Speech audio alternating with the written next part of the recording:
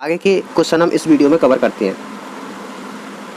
Question है, coliform जीवाणुओं की संख्या निम्नलिखित में से किसके बारे में एक अनुमान प्रदान करती है। तो ये कोलीफॉर्म जीवाणुओं की जो संख्या है वो नदी के जल में सूक्ष्म जीव, ये इसका सी ऑप्शन जो है वो राइट जवाब हो जाएगा, इसके संदूषण को बताती है कोलीफॉर्म जीवाणुओं की संख्या। देखिए इसके बारे में लिखा है, नदी के जल में सूक्ष्म जीवी संदूषण का पता लगाने के लिए कोलीफॉर्म जीवाणुओं की संख्या का पता लगाया जाता है।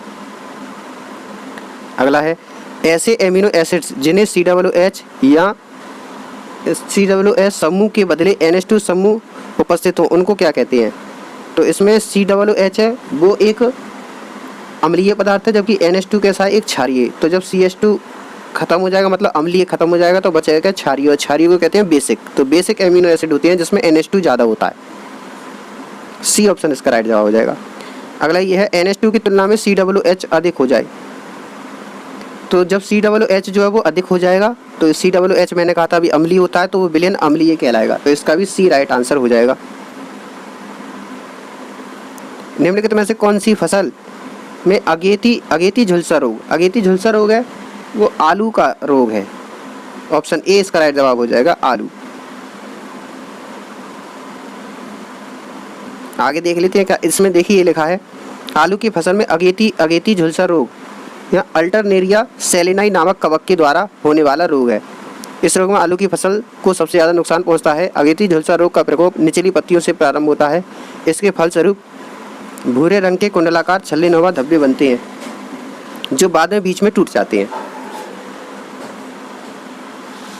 अगला है, माइकोप्लाज्मा के कारण होने वाली बीमारी कौन सी है। तो माइकोप्लाज्मा के जो कारण बीमारी होती है वो बैगन का पत्ता छोटा होना, ये इसका राइट जवाब हो जाएगा। बाकी केले का झुर्रीदार ये गलत हो जाएगा, ये भी गलत है, और ये केवल एक ही ए ऑप्शन है, बैगन का पत्ता का छोटा होना, ये माइकोप्लाज्मा के कारण होने वाला रोग है।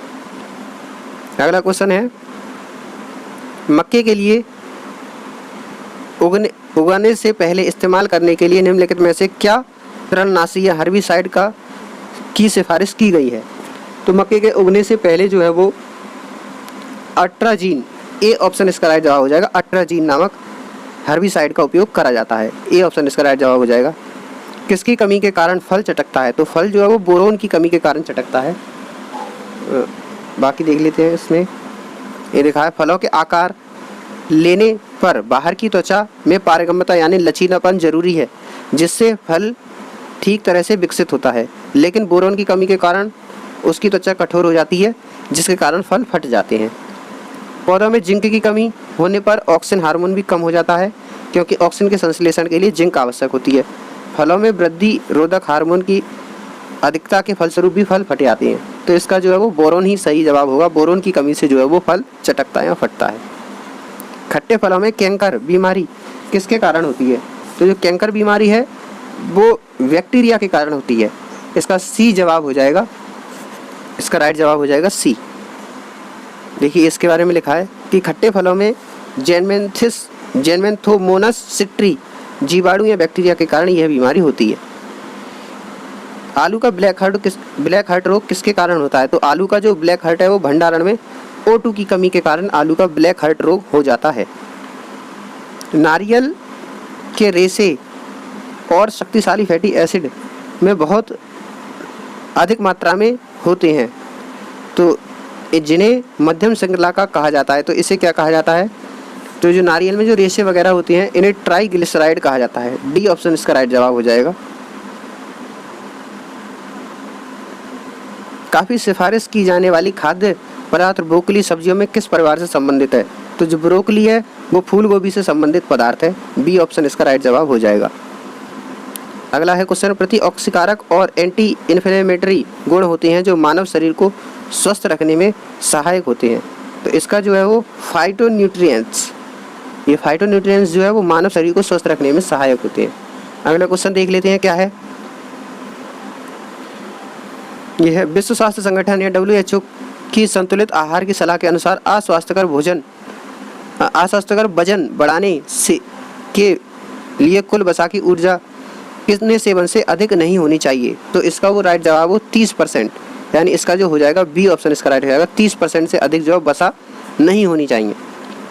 अगला है निम्नलिखित में से कौन सी प्रक्रिया प्राकृतिक जल विज्ञान या हाइड्रोलॉजिकल अथवा जल चक्र में भाग नहीं लेती है? तो इसका जो राइट जवाब हो जाएगा वो इसका विसरण। विसरण जो है वो प्राकृतिक जल में नहीं होता है। प्राकृतिक जल चक्र का अर्थ होता है जैसे वर्षा होना, बाष्पोत्सर्जन होना, बाष्पोत्सर्जन, पानी का भाप बनकर उड़ना, ये सभी जल चक्र के भाग हैं। लेकिन विसरण जो है वो जल चक्र का भाग नहीं है।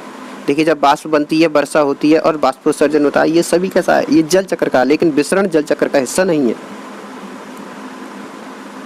अगला है लैक्टोज इंटॉलरेंस क्या है? तो लैक्टोज इंटॉलरेंस जो है वो ये होता है ऐसी स्थिति जहां छोटी अंतड़ियां या छोटी आंत दूध में मौजूद चीनी को नहीं तोड़ पाती। तो यही है ऑप्शन ए इसका राइट जवाब है। लैक्टोज इंटॉलरेंस में क्या होता है? व्यक्ति की जो छोटी आंत है वो दूध में पाई जाने वाली शर्करा को नहीं तोड़ पाती, लैक्टोज शर्करा को।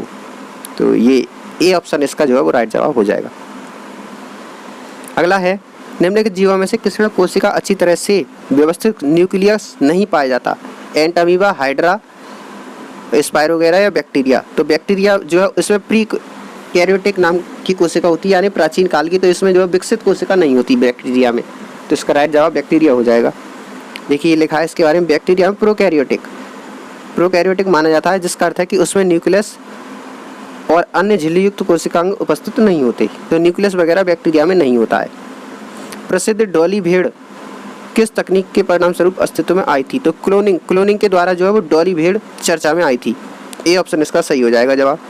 भोजन के किस अवयव का सकल कैलोरीफिक मान सर्वाधिक होता है? तो सबसे ज़्यादा जो कैलोरी होती है वो वसा में होती है। वसा में जो कैलोरी पाई जाती है वो 1 ग्राम में 9 किलो कैलोरी होती है। बाकी इन सब में कैलोरी इतनी नहीं होती। कार्बोहाइड्रेट में 4 के आसपास होती है। देखिए लिखा है 1 ग्राम वसा में 9 किलो कैलोरी होती है। अगला है कार्बोहाइड्रेट कितना ऊर्जा का उत्पादन करता है? तो मैंने भी बताया था 4 किलो कैलोरी ऊर्जा का उत्पादन कार्बोहाइड्रेट करता है। तो सी इसका राइट जवाब हो जाएगा। त्वचा की ऊपरी सतह को क्या कहा जाता है? तो एपिडर्मिस कहा जाता है त्वचा की ऊपरी सतह को। तो इसका जो राइट जवाब है वो सी हो जाएगा, एपिडर्मिस या अधिचर्म।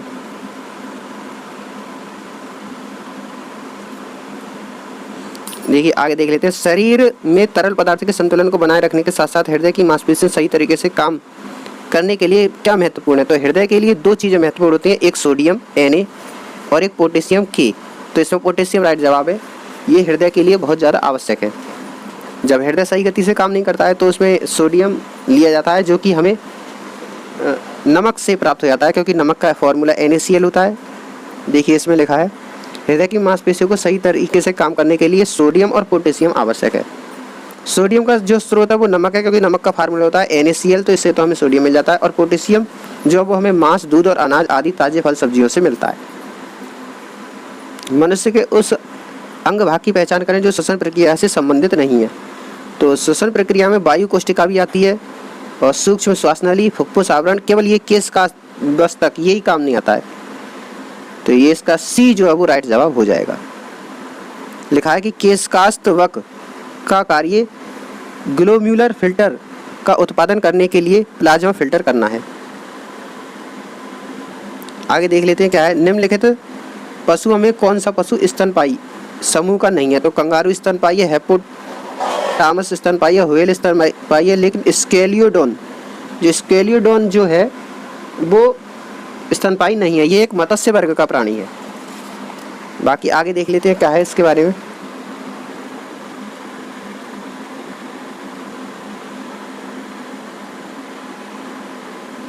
अगला क्वेश्चन है, संयुक्त राज्य अमेरिका के कृषि विभाग के दिशा निर्देशों के अनुसार 30 साल से अधिक उम्र के निष्क्रिय पुरुष और महिलाओं को प्रतिदिन कितने कैलोरी की ऊर्जा की आवश्यकता होती है? तो इसमें जो है वो 1600 से 2400 जो है वो इसका राइट जवाब हो जाएगा, 1600 से 2400।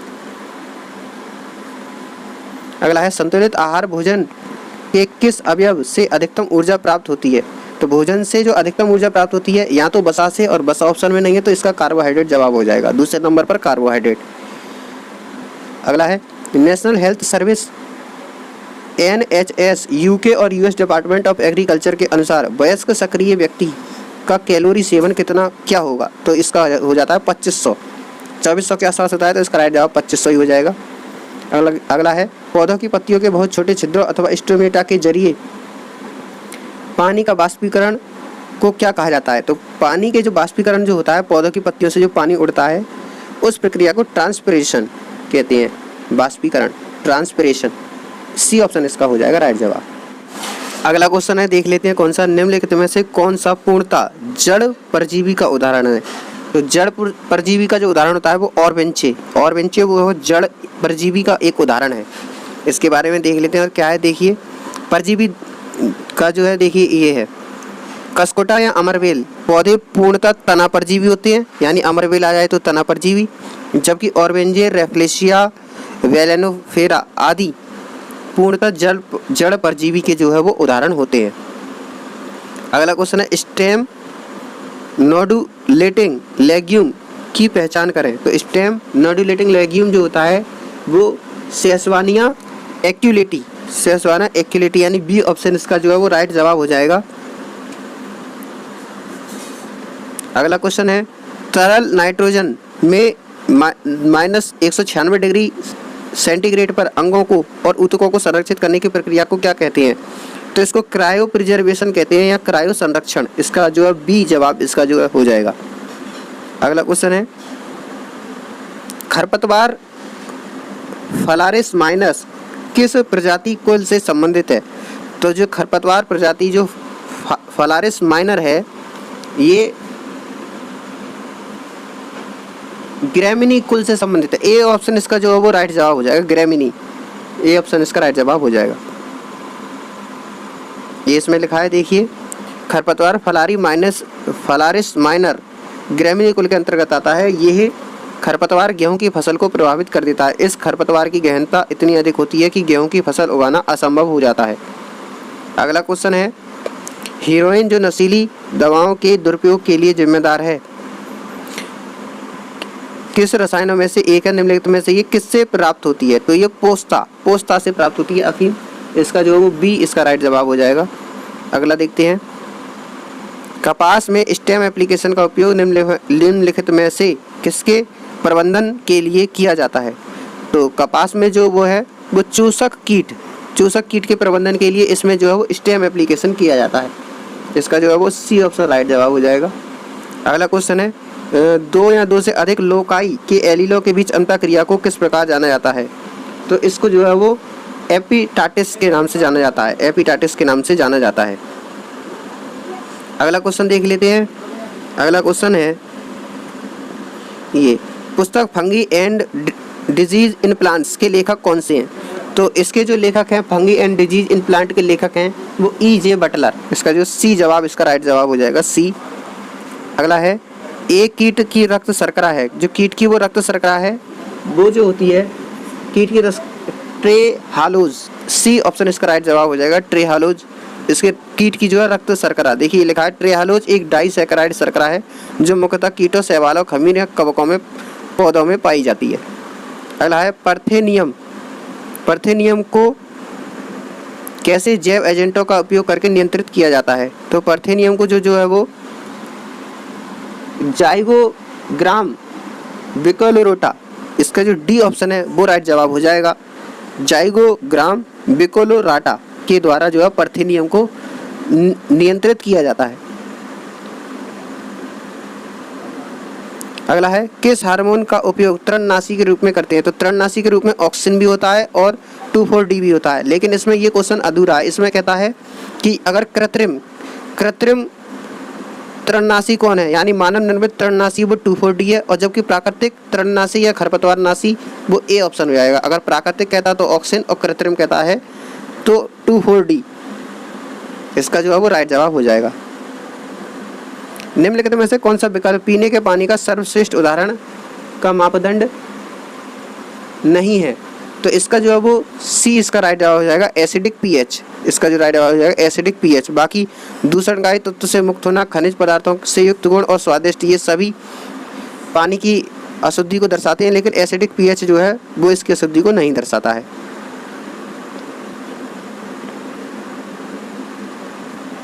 अगला देख लेते हैं। अगला क्वेश्चन है, पीने के पानी में फ्लोराइड कितनी मात्रा की सिफारिश की गई है? तो अलग अलग जगह पर अलग अलग की गई है, लेकिन इसका ये बी ऑप्शन ज़्यादा राइट होना चाहिए। कहीं कहीं इसका 0.7 भी है। तो आयोग ने जो है वो इसका दोनों ही उत्तर माना था, 0.5 और 0.7 ppm फ्लोराइड जो है होना चाहिए। देख लेते हैं इसके बारे में क्या है। International society for fluoride research के अनुसार भारत में पीने के पानी में फ्लोराइड 0.5 ppm की सिफारिश की है। WHO ने वो भी 0.5 ppm की सिफारिश की है, जबकि USPHR के अनुसार 0.7 ppm जो है पानी में फ्लोराइड होना चाहिए। गर्म प्रदेशों में ये मात्रा काफ़ी कम होती है। पानी में फ्लोराइड की अधिक मात्रा होने से फ्लोरोसिस रोग हो जाता है, जो दांतों और हड्डियों को प्रभावित करता है। दांत और हड्डियाँ कमजोर हो जाती हैं पानी में फ्लोराइड अधिक आने से। अगला क्वेश्चन लेकर में से कौन सा विकल्प माइक्रोन्यूट्रिएंट्स नहीं, माइक्रोन्यूट्रिएंट्स माइक्रो वाले कहते हैं जिंक, लोहा, मैग्नीज, तांबा, मोलिब्डेनम, बोरोन, कार्बन, क्लोरीन और कॉपर, और जबकि मैक्रो में carbon, hydrogen, oxygen, nitrogen, phosphorus, ये सभी जो है मैक्रो के अंतर्गत आते हैं। निम्नलिखित में से कौन सा विकल्प ऑक्जेलिक अम्ल का स्रोत है? ऑक्जेलिक अम्ल जो है वो टमाटर में पाया जाता है, आंवला में सिट्रिक अम्ल पाया जाता है, सिरका में एसिटिक अम्ल, इमली में टार्टेरिक अम्ल, सिरका में एसिटिक अम्ल, आंवला में, टमाटर में ऑक्जेलिक अम्ल पाया जाता है। सितंबर 2017 में एशिया का पहला दोनों ऊपरी बाहों का सफल प्रत्यारोपण निम्नलिखित में से किस राज्य में किया गया था? तो ऊपरी बाहों का सफल प्रत्यारोपण जो उस समय जो है वो केरल में किया गया था। केरल इसका राइट जवाब हो जाएगा, इसका आंसर हो जाएगा केरल। अगला क्वेश्चन देख लेते हैं क्या है इसमें। निम्नलिखित में से किस वैज्ञानिक ने चेचक का टीका जो खोजा था? चेचक का जो टीका खोजा था वो एडवर्ड जेनर ने खोजा था। एडवर्ड जेनर इसका राइट जवाब हो जाएगा। वित्तीय वर्ष 2018 में भारत की फार्मा निर्यात कितना था? तो $17 बिलियन था 2018 में फार्मा निर्यात। पेनिसिलिन की खोज किसने की थी? तो पेनिसिलिन की जो खोज की थी अलेक्जेंडर फ्लेमिंग नाम के वैज्ञानिक ने की थी। कुछ जानवर बच्चे को जन्म देते हैं और कुछ अंडे देते हैं जो बाद में बच्चों का रूप लेते हैं। बच्चों के रूप में जन्म देने वाले जानवरों को किस नाम से जाना जाता है? तो उन्हें जरायुज या वाइविपरस नाम से जाना जाता है, जो बच्चों को जन्म देते हैं। देखिए, बच्चे के रूप में जन्म देने वाले जानवरों को जरायुज या वाइविपरस कहते हैं। जरायु या गर्भ से उत्पन्न होने वाले जीवों को जरायुज तथा अंडे से जन्म देने वाले जीवों को अंडज कहते हैं। मनुष्य एक जरायुज प्राणी है।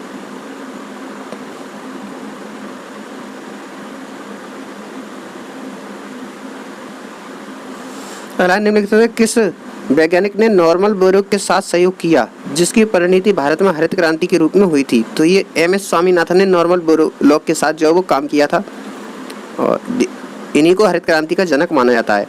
प्याज के कंद की विशेष महक किस कारण होती है? तो प्याज में जो महक होती है वो सल्फर यौगिक के कारण होती है। सल्फर यौगिक इसका राइट जवाब हो जाएगा।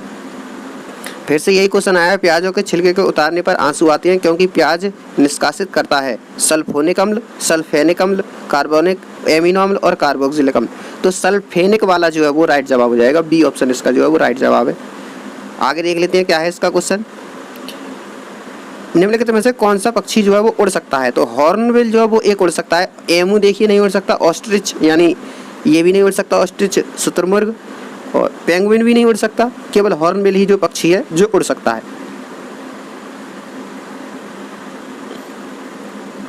एक पेड़ की उम्र का पता कैसे लगाते हैं? पेड़ के वजन, ऊंचाई से, गहराई से, जबकि इसका जो राइट जवाब है सी ऑप्शन है, वार्षिक छल्ले से। वार्षिक छल्ले से जो है वो पेड़ की ऊंचाई का पता हम लगा सकते हैं। पौधे के किस हिस्से से हल्दी प्राप्त की जाती है जो आमतौर पर रंग और एंटीसेप्टिक के रूप में इस्तेमाल की जाती है? तो पौधे के जड़ से जो है हल्दी प्राप्त होती है। लेकिन अगर इसी में पूछ लेता आलू जो है किस भाग से प्राप्त होता है? तो आलू तना से प्राप्त होता है। रोजा हेबिस्कस किसका वैज्ञानिक नाम है? तो गुड़हल का रोजा हेबिस्कस वैज्ञानिक नाम होता है गुड़हल का। दूध को दही में खट्टा करने के लिए किसका एक उदाहरण है? तो दूध को दही में बदलना जो है किण्वन की प्रक्रिया के द्वारा होता है। तो इसका जो है वो ये है किण्वन, इसका जो राइट जवाब हो जाएगा सी। दूध से दही जमना किण्वन के द्वारा होता है। सिरके में निम्नलिखित में से कौन सा अम्ल पाया जाता है? सिरके में एसिटिक अम्ल पाया जाता है, हमने अभी पढ़ा था। और ये लैक्टिक अम्ल की बात कर लें तो ये दूध में पाया जाता है। सिट्रिक अम्ल इमली में और मैलिक अम्ल सेब में पाया जाता है। अधिकांश कीट किस प्रकार से सांस लेते हैं? तो ट्रैकिया के द्वारा जो है वो अधिकांश कीट सांस लेते हैं ट्रैकिया से। निम्नलिखित में से किसके द्वारा प्रकाश किसके द्वारा? ऊर्जा प्रकाश प्रतिक्रिया से अंधकार प्रतिक्रिया में स्थानांतरित होती है। तो एटीपी के द्वारा जो है वो ऊर्जा प्रकाश प्रक्रिया से अंधकार प्रक्रिया में स्थानांतरित होती है। तो इसका जो राइट जवाब हो जाएगा वो एटीपी हो जाएगा। आगे देख लेते हैं क्या है। शहद प्रमुख घटक है, तो शहद जो है वो फ्रैक्टोज का प्रमुख घटक है। फ्रैक्टोज इसका जो है वो राइट जवाब हो जाएगा बी ऑप्शन। शहद का प्रमुख घटक क्या कहलाता है? शहद जो है फ्रैक्टोज से मिलकर बना होता है। डी ऑप्शन इसका हो जाएगा। निम्नलिखित में से कौन सा सही सुमेलित नहीं है? तो ऊन एक प्रोटीन है, ये भी सही है। रेयान रूपांतरित स्टार्च है। रबड़ प्राकृतिक बहुलक है। फ्लोरीन कार्बन का एक अपर रूप है। तो ये जो है रेयान एक सेलुलोज है, तो इसका जो रेयान ही गलत हो जाएगा। औद्योगिक अविशालता विज्ञान शोध केंद्र कहाँ पर है? तो ये लखनऊ में है। लखनऊ में ये देखिए लिखा है औद्योगिक अविशालता विज्ञान शोध केंद्र इंडस्ट्रियल टॉक्सिकोलॉजी रिसर्च सेंटर की स्थापना 1965 में लखनऊ में की गई थी। अगला है ऑक्सेनोमीटर। ऑक्सेनोमीटर का प्रयोग करते हैं, तो ऑक्सेनोमीटर जो है पौधों की लंबाई या वृद्धि नापने के लिए, तो इसका जो है वो बी जवाब इसका हो जाएगा। वृद्धि नापने के लिए करते हैं ऑक्सेनोमीटर। एमआरआई की फुल फॉर्म पूछा है तो मैग्नेटिक रेजोनेंस इमेजिंग, यानी सी ऑप्शन इसका राइट जवाब हो जाएगा। एमआरआई की फुल फॉर्म। इंसुलिन की खोज किसने की थी? तो बेटिंग और वेस्ट, यानी इसका ए ऑप्शन हो जाएगा। बेटिंग और वेस्ट नाम के वैज्ञानिक थे, उन्होंने इंसुलिन की खोज की थी। देखिए ये इसके बारे में यहाँ पर लिखा है। इंसुलिन की खोज फ्रेडरिक जी बेटिंग, चार्ल्स वेट और जॉन मैक्लेओड ने संयुक्त रूप से की थी। बेटिंग और मैक्लेओड को इस खोज के लिए 1923 में नोबेल पुरस्कार भी दिया गया था। फैलोपियन ट्यूब को काटना और बांधना क्या कहलाता है? तो फैलोपियन ट्यूब को काटना और बांधना तो ट्यूबेक्टोमी कहलाता है। ए ऑप्शन इसका राइट जवाब हो जाएगा। वयस्क बिल्ली के मुंह में कितने दांत होते हैं? वयस्क बिल्ली के जो दांत होते हैं वो 30 दांत होते हैं, जबकि अगर मनुष्य की बात करें तो उसमें 32 दांत होते हैं। निम्नलिखित में से कौन सा भ्रूणपोषीय बीज है? तो एरंड, चावल और मक्का तीनों ही भ्रूणपोषीय हैं, तो ये क्वेश्चन गलत है। इसमें इससे पूछना चाहिए भ्रूणपोषीय नहीं है, तो इसमें चना नहीं है भ्रूणपोषीय, तो इसका जो है वो डी ऑप्शन होना चाहिए। अगला देख लेते हैं क्या है। मकड़ी का श्वसन अंग कौन सा है? तो मकड़ी जो है वो सांस बुक लंग से सांस लेती है। बी ऑप्शन इसका राइट जवाब हो जाएगा। स्पंज गुहा किस जंतु संघ का विशिष्ट लक्षण है? स्पंज गुहा जो है वो पॉरीफेरा संघ का विशिष्ट लक्षण होता है। स्पंज गुहा।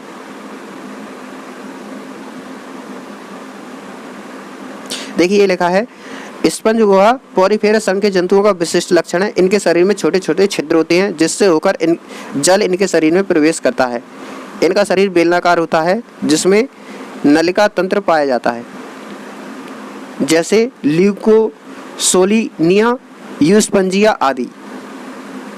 निम्नलिखित में से कौन सी बकरी की नस्ल नहीं है? तो जो बकरी की नस्ल नहीं है वो मताऊ, बलूची और गोरी, ये तीनों ही बकरी की नस्ल नहीं है, जबकि बीटी बकरी की नस्ल है। ये तीनों ही बकरी की नस्ल नहीं है। ये भी नहीं है, ये भी नहीं है और ये भी नहीं है, तो इसका बी ऑप्शन है। इसे नहीं लिखना चाहिए, तो इसमें मिसप्रिंट आ गया है ये क्वेश्चन। देखिए लिखा है इसमें मताऊ, बलूची तथा गौरी बकरी की नस्लें नहीं है, जबकि बीटल बकरी की नस्ल है। सीटी स्कैन में उपयोग होता है, तो सीटी स्कैन में एक्सरे का उपयोग किया जाता है। एक्सरे किरणों का उपयोग किया जाता है। निम्नलिखित में से कौन सा बायोडिग्रेडेबल या जैव निम्नीकरणीय सामग्री नहीं है? कपास, एल्यूमिनियम फॉयल, लकड़ी और जानवरों की हड्डियाँ। तो इसमें बायोडिग्रेडेबल का अर्थ होता है ऐसी वस्तुएं जो वायुमंडल में या मिट्टी के संपर्क में आने पर गल जाती हैं, अपक्षय हो जाता है जिनका, उसे कहते हैं बायोडिग्रेडेबल। तो कपास यानी कॉटन भी अपक्षय हो जाती है, लकड़ी भी एक समय के बाद मिट्टी में गल जाती है, हड्डियाँ भी। लेकिन एल्यूमिनियम का जो फॉयल है ये नहीं गलता है, तो इसका जो आंसर हो जाएगा बायोडिग्रेडेबल नहीं है, तो एल्यूमिनियम फॉयल। अगर इसकी जगह प्लास्टिक होता तो प्लास्टिक भी नॉन बायोडिग्रेडेबल है, मतलब वायुमंडल में अपघटित नहीं होता। अगला क्वेश्चन देख लेते हैं क्या है ये। जल चक्र के दौरान बाष्पीकरण की प्रक्रिया में एक पौधे का निम्नलिखित में से कौन सा हिस्सा शामिल होता है? तो जल चक्र के दौरान जो पौधे का जो महत्वपूर्ण हिस्सा है वो पत्तियां होती हैं।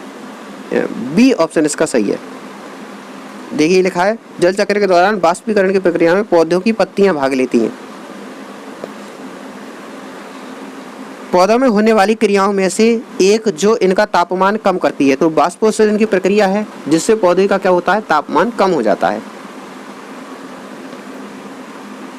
एक्वीवर या जलभृत क्या है? एक्वीवर जो है वो भूमि के जल स्तर के नीचे का संतृप्त क्षेत्र है। ए ऑप्शन इसका जो है वो राइट जवाब हो जाएगा।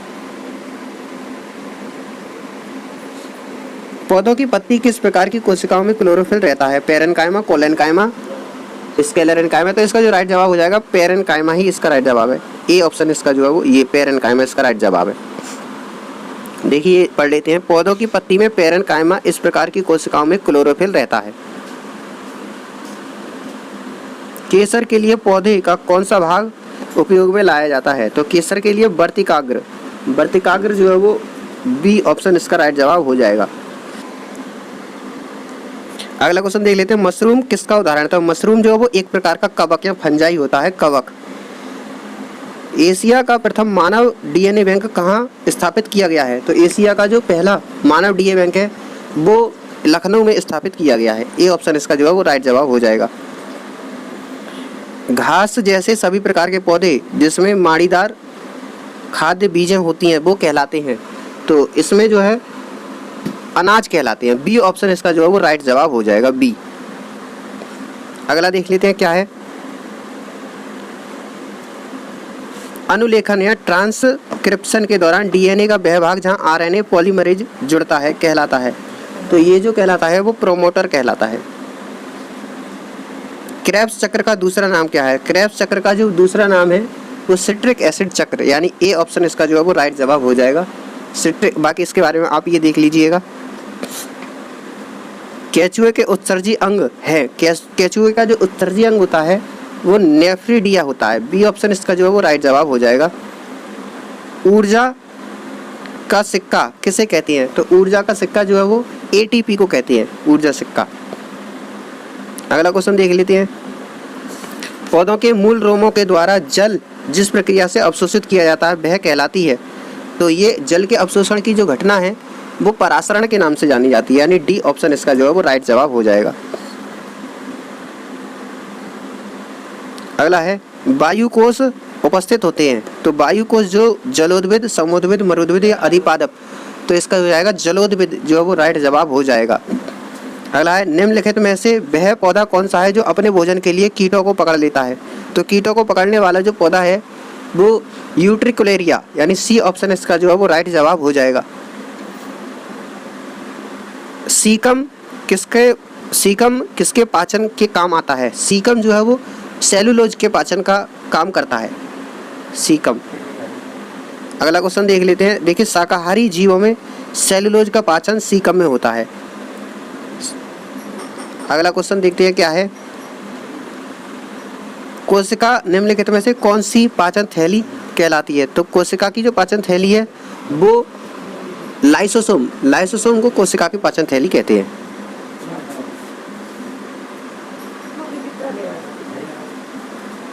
अगला क्वेश्चन है कुछ पौधों के बीज अंकुरित नहीं हो पाते यदि वे फलभक्षी पक्षियों के पाचन क्षेत्र से ना गुजरे।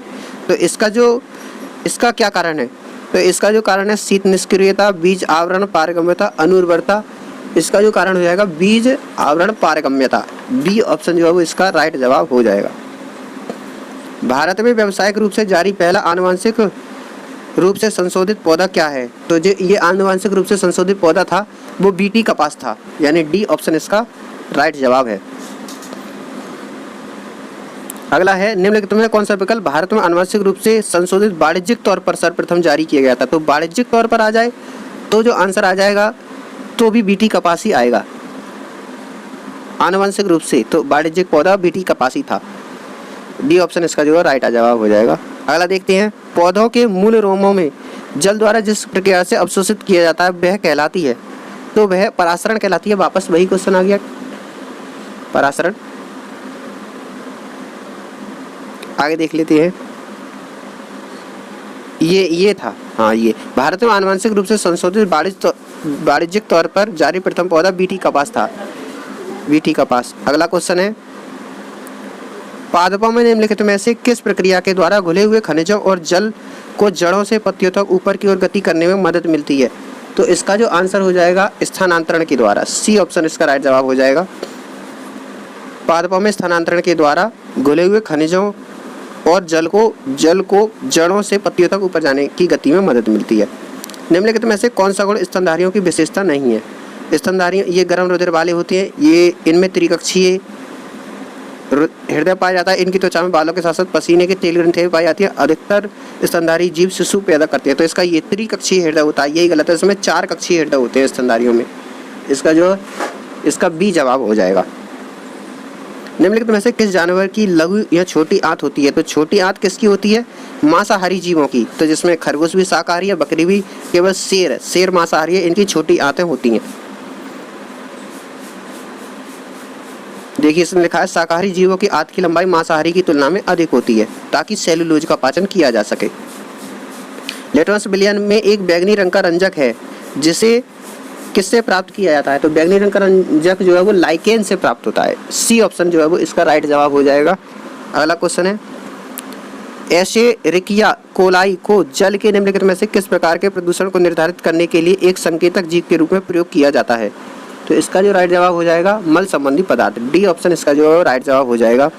निम्नलिखित में से कौन सी प्रक्रिया एक जीव में ऊर्जा उत्पन्न करती है? एक जीव में ऊर्जा उत्पन्न करने वाली क्रिया है वो श्वसन की प्रक्रिया से जीव के अंदर ऊर्जा उत्पन्न होती है। तो ये हमने बायोलॉजी आज कंप्लीट कर ली है, कल कोई दूसरा टॉपिक करेंगे।